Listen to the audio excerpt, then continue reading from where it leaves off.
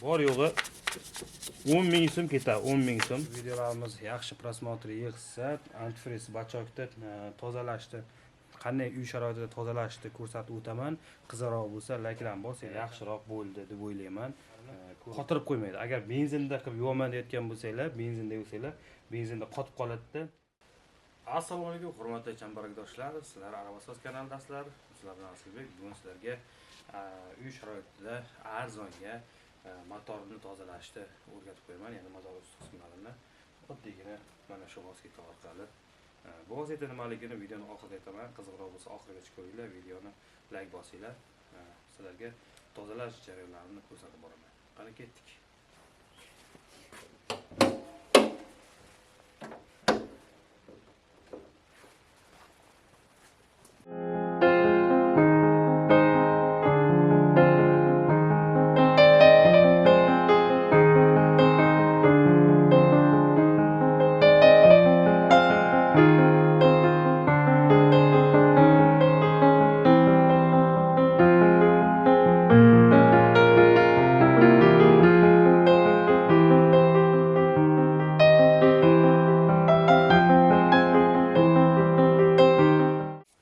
Xo'sh, chambarakdoshlar, mana tozalashni ham boshladik. Asta-sekinlik bilan mana shunday shutkalab, o'sha aytilgan moddani shutkalab chiqamiz joyiga. Qayerlari kir bo'ladigan bo'lsa, bemalol qo'rqmasdan ishlatsa bo'ladi. Mana ko'rib turibsizlar, tozalanib ketyapti. Holatlar ideal holatda bo'la xudo xolasa, asta-sekinlik bilan mana shu kollektordan boshlab zaslonkalarga o'tib sekin-sekin hech qanday nimaga zarar yo'q bu narsani. Misol uchun provodalariga yoki bir qanaqadir shlankalariga zarari umuman yo'q buni. Ko'rsizlar, yo'llarga vashim toza qilib ketyapti. Yaldirab oxirigacha ko'rsanglar, rezultatni ko'rasizlar. Shlankalarga chotda o'tarib chiqyapti. Qo'rqmay bosib kerak. Hozir mana alyuminiylar nimasini kirishkalarni ustiga ham artaman, o'dar chiqaradi.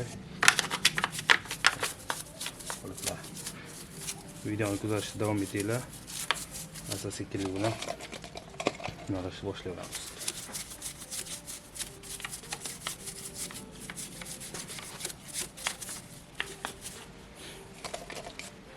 Bor yo'g'i 10 ming so'm ketadi, 10 ming so'm o'sha narsaga. Agar uyda kestichka bo'lsa, kestichka. Uyda hamma uyda bordir, remontdan ortib qo'ygan bo'lmasa, xizmatga to'la. Aytaylik 5 ming deylik, 5 ming deylik. 15 ming ketdi mana. 15 ming evaziga mana mashinangiz ustilari chinniday yaldiraydi. Umuman qo'rqmay bosib kerak. Qo'lchilar mana.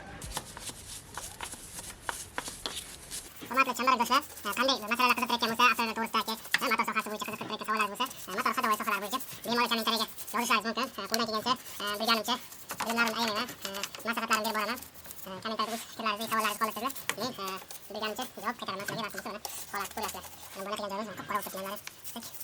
Umuman datchiklarga zarar yetkazmaydi bu narsa. Reydlarga umuman nimasi yo'q, zarar yo'q, bezarar vosita. Asoslarni ishyapti, hayvonlarni aniqlamiz.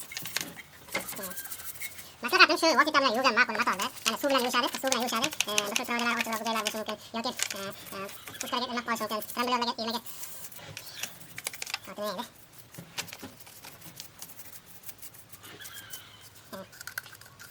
Katushkalarga suv o'tib ketsa, zavod bo'lishi qiyin bo'lib qoladi.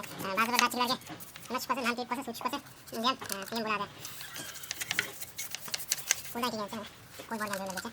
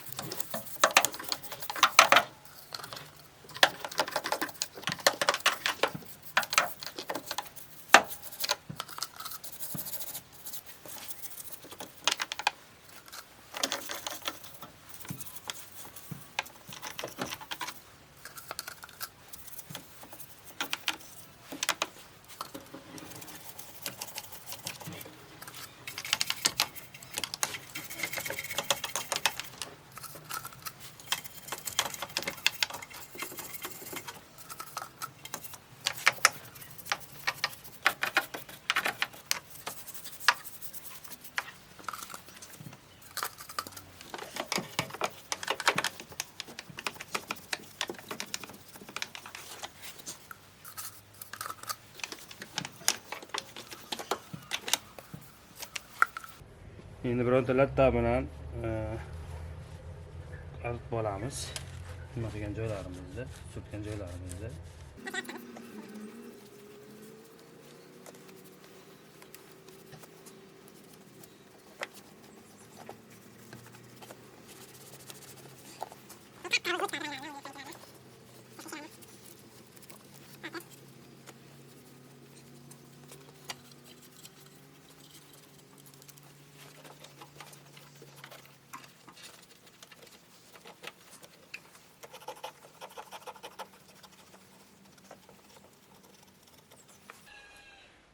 Mana hurmatli chambarakdoshlar, ko'rib turibsizlar, motorimiz qisman bo'lsa-da avvalgisiga qaraganda juda ham yaxshigina toza ko'rinishga kirib keldi. Mana holatlari yaxshi turibdi.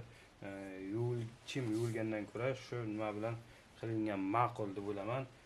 Bu narsa nima edi? Nima ishlatdim? Agar kimdir bilgandir, fahmlagandir, balki kimdir bilmas. Bunga salarka bilan yuvdim. Salarka bilan yuvsa xuddi ana shunday toza qilinadi, ham rezillari qotib qolmaydi. Mana bu nimalarni ham, provodalarni ham, tok provodalarni ham rezillari bor. Mana shu nimalarini qotirib qo'ymaydi. Agar benzinda qilib yuvaman deyotgan bo'lsanglar, benzinda yuvsanglar, benzinda qotib qoladi-da, keyin rezillaringiz abgor ahvolga yorilib ketadi-da, ishlamaydigan ahvolga kelib qoladi. Salarka bo'shatib, o'shalarni anaqa qilib to'g'irlab beradi. Xo'sh, chambarakdoshlar, mana ko'rdingizlar, mana top-toza qildik. Qisman bo'lsa-da, jam moykachilankidek bo'lmasa ham, har holda avvalgi ko'rinishiga qaraganda yaxshiroq bo'ldi deb o'ylayman. Ko'rib baho berasizlar.